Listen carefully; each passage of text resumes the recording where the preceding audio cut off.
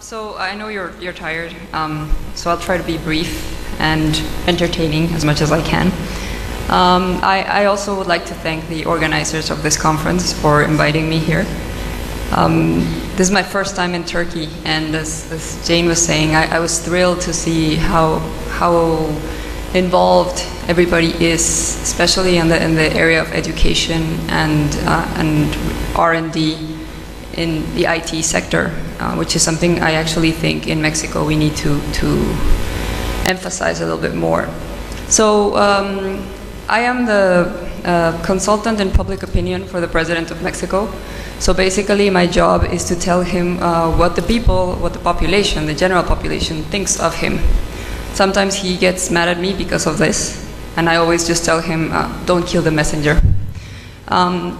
Basically, what we saw this time in Mexico is, as I call it, social media took us by surprise. As Jane also said, the Obama campaign was strongly based on this internet interaction with the electorate, and that was something that we already had in the radar, but it was something that in Mexico we were not doing a lot about. So this is something that I'm going to tell you a little bit about our experience and what we're doing and how things are working, specifically in the context of Mexico. And then I'm just going to tell you a little bit about the debate that we're having and some next steps I think we can follow. Just a quick overview of Mexico. 40% of the population lives in conditions of poverty. This is a measurement that we developed by itself. It's not the World Bank measurement. Just basically they have no money to pay for either schooling, a decent household, or health. That's poverty, at least. 19% of the population live in extreme poverty. These are people who can't meet their basic needs. So this is a very grim scene for us, because this is where we start thinking where should the priorities of the government stand, right? On the other hand, Mexico is a country that has huge levels of inequality. The richest man in the world, Carlos Slim, is Mexican, and he lives there, and he made most of his fortune from the privatization in Mexico. And contrasting with the first data that I gave you. So this results in a huge digital gap, and we have relatively small broadband penetration. 70 years of one-party rule that ended in 2000, but this caused a very important lag in public policies from in the government. The actual administration, Felipe Calderón, has declared war on crime since 2006. So we have this ongoing battle with drug dealers and organized crime. And the reason I'm highlighting this is because this has reflected very strongly on social media. We also have significant accumulated lag in government investment on telecommunications infrastructure. This was basically due to the corruption in government. They would not invest in good quality infrastructure, and this is something that we are dealing with now. Finally, we have very strict campaign regulations. So basically, negative campaigning is not allowed in the regular media, in TV, newspapers, or radio.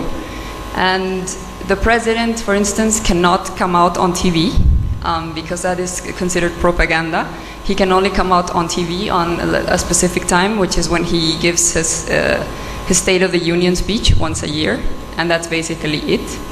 So this has increased the importance of social media and internet publicity, because all of the negative campaigning and all of the propaganda is now being done through internet and social media. Finally, we have one of the world's most expensive cell phone and internet services.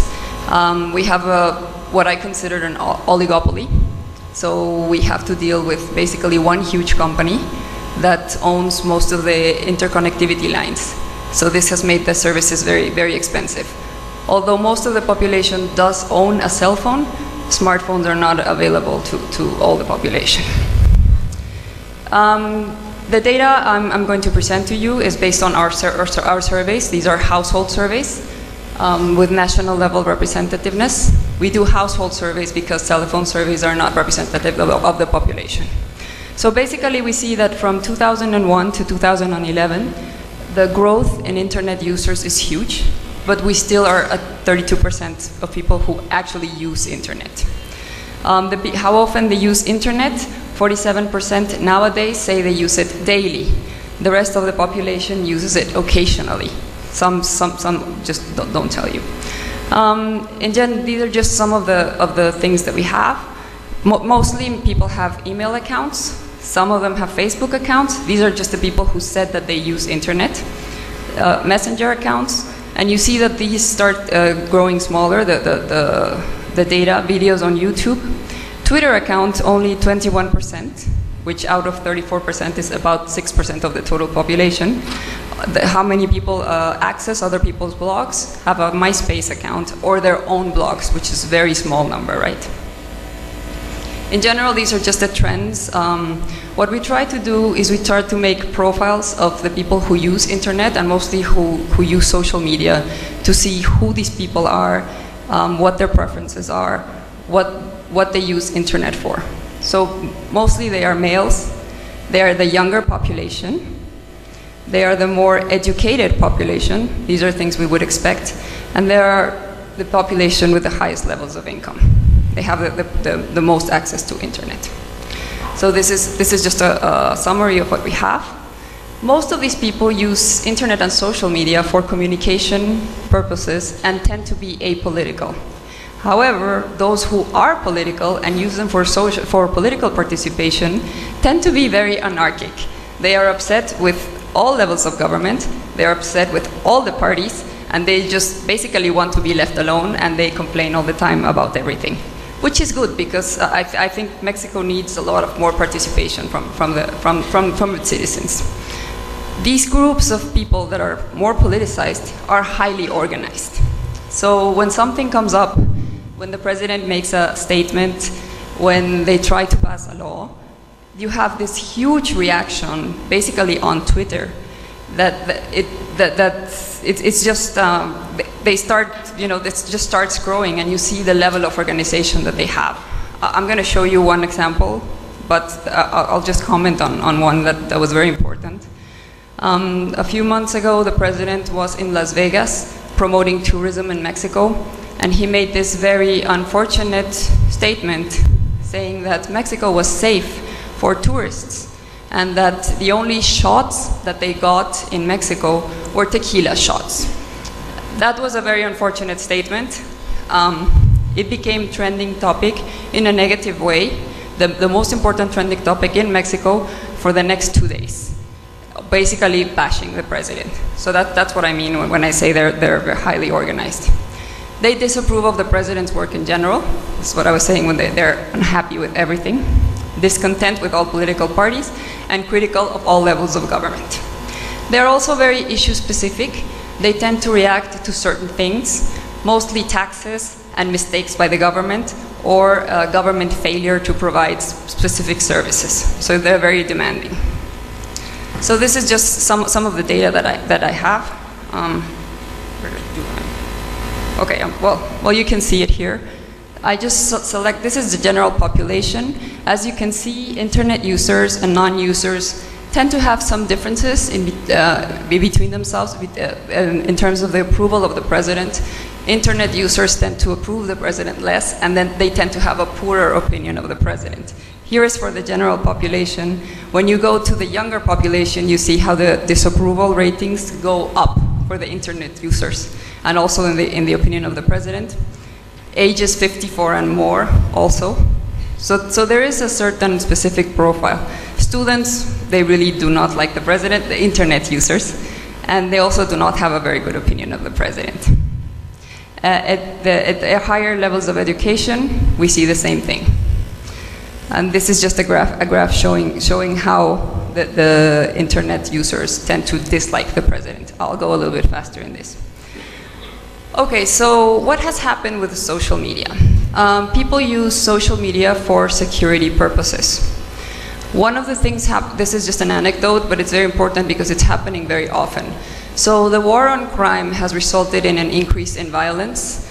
the drug dealers and the organized crime have engaged in basically narco-terrorist activities. So there was one time when a band of drug dealers in Cuernavaca, which is a city that's very close to Mexico City, threatened to do a shooting in a very important restaurant in Cuernavaca. The restaurant emptied within the hour through the use of social media, because people started warning people, and they started finding out through Twitter, then they started finding out through Facebook, they started calling their relatives, and within the hour, the place where the shootout was going to take place was emptied. They also start warning each other about where thefts are happening. So you have like bands of criminals operating in certain points of the city.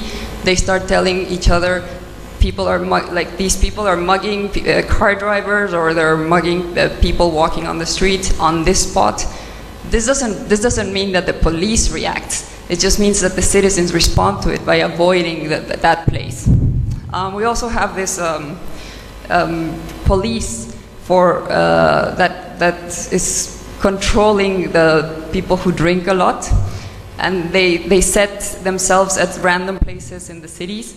So they start warning, the Twitters start warning other Twitters where these polices are located.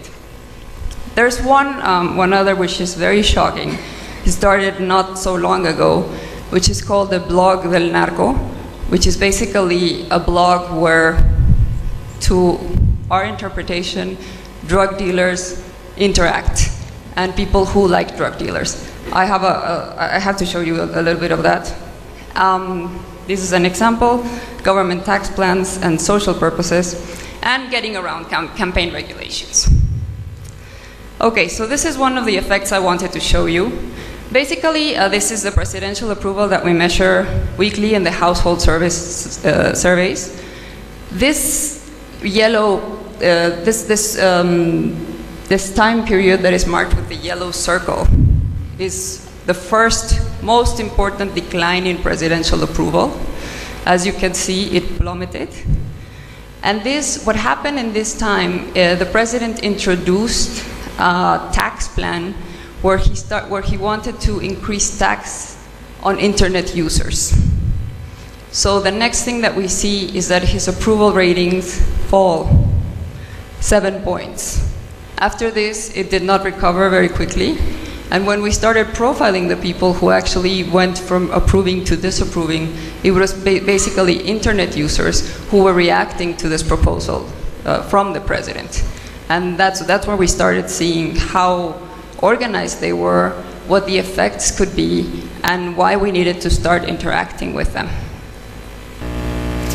This is the blog del narco that I was telling you about. If any of you is interested, you can just type in blog del narco and go in there. The images are really disturbing, so I did not put them in here. Basically, what they're showing here, the first, okay, so this first bullet is about execution. The next one is about mutilations. The next one is about hired assassins and where they were located. So they just start basically showing pictures, even videos of YouTube of all these massacres and their activities.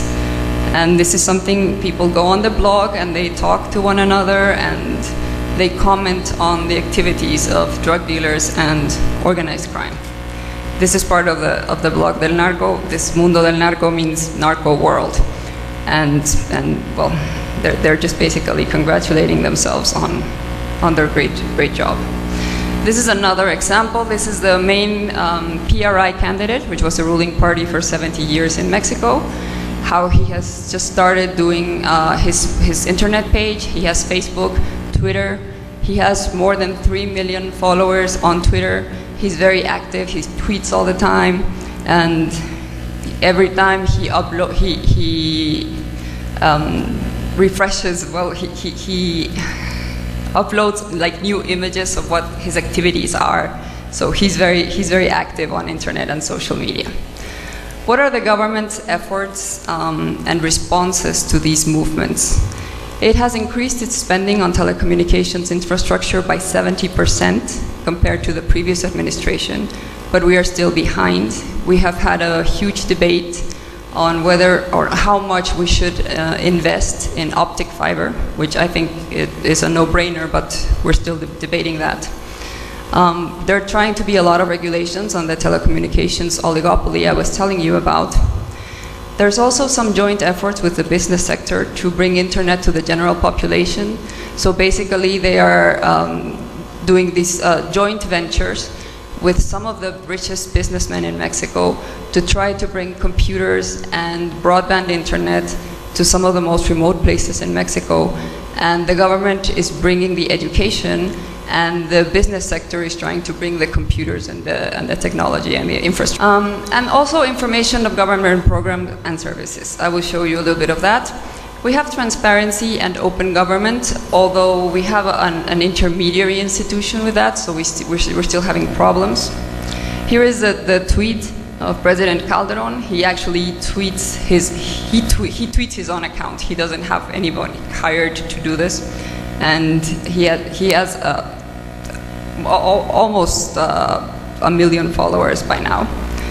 This is the internet portal for the Mexican presidency, and actually this is very similar, and it's also based on the Obama page. They have a contact for citizens, they have a blog, they have an update on the agenda of the president, and they're trying to be more interactive. People can go online and tell the president what they think. The president recently has been organizing town hall meetings with the citizens, and the citizens go online and they ask to be invited. So we keep a track of who wants to be invited and why, and we try to bring them to have these town hall meetings with the president, or we take the president to certain cities and have them have town hall meetings with the people who register here. These are some of the pages of this is the social ministry, how they have had to modernize their information. This is like all the information that they can have on social programs, how to get enrolled in a program, where to locate it, what are your rights, what do you have to pay, everything to be very transparent so that nobody can tell you that you can't be enrolled in a program or that they can take it away from you for no good reason. This is one of the programs for the elderly population. And this is just some of the current debates that we're having. I think these are very important. I haven't seen them solved worldwide. Basically, we have realized that social media matters, which is why I was saying that to begin with, it caught us by surprise a little bit. Does the government have to lead the effort to narrow the digital gap? And must this be a public policy priority in a country like Mexico? So obviously, we have to direct the limited resources or the limited government resources to specific areas. If we make this a public policy priority, what are the things that we're going to sacrifice? Especially, as I said, in a country with 40% of the population living in a certain condition of poverty and 19% of the population living in absolute poverty. Can social media improve and compel the development of public policies? Basically, what Jane was saying, who does it represent? Who is actually in the social media? Is this representative of the general population? Who is interacting on internet? Does it improve the speed and quality of intragovernment and intergovernment communication? This is something we haven't taken advantage of, and I've seen some countries in Latin America do it, but for instance, like in Venezuela, mostly Chavez is tweeting all the time, but that doesn't necessarily mean he's interacting with the rest of the ministries, which he controls, obviously. To what extent is the government responsible for providing free internet access to its population? This is one of the debates that we have had. Broadband internet, or just the dial-up internet, just basically that the population should be able to get free internet. Can social media become a form of political participation and community building efforts? The same thing. If you use social media for political participation, is this a self-selection bias? And who are you not taking into account? Can the use of social media be accountable? Can the effects of social media be measured accurately? Should the use of social media be regulated by the government, and under what parameters? We had a state in the south of Mexico, that's Veracruz, very beautiful state, where two Twitters decided to spread the rumor that there was also going to be a massacre in the main city, the central city plaza, which was just a rumor. It was unfounded.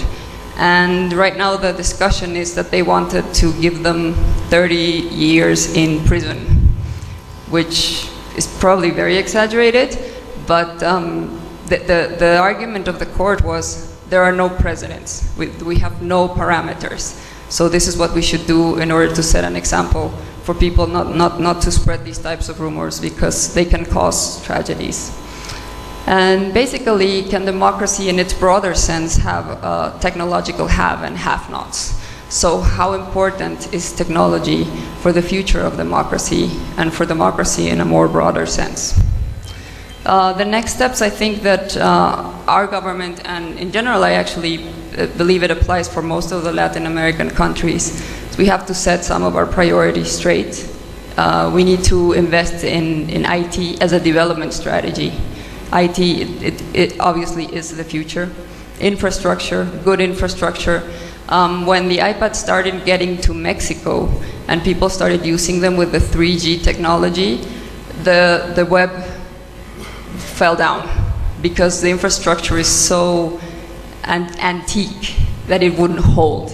So for 2 days the 3G was gone. So nobody could use BlackBerry or iPads or anything. So now most iPad users try to use it under Wi-Fi because 3G is just a mess. And research and design, obviously, which is something that we have not invested enough on. Also directing education to more engineers, computer scientists, which is basically selecting winners or picking winners or picking certain industries or sectors, but it's something that perhaps we should try to do. And the regulation of the sector should actually facilitate the improvements in technology and the quality of the services and not be an obstacle to them. So basically what we're finding is that a lot of the debates on the regulation end up just being obstacles on improvements, and they just become political debates, and they don't end up being pragmatic debates on what the future will be. And that's basically it. Thank you very much.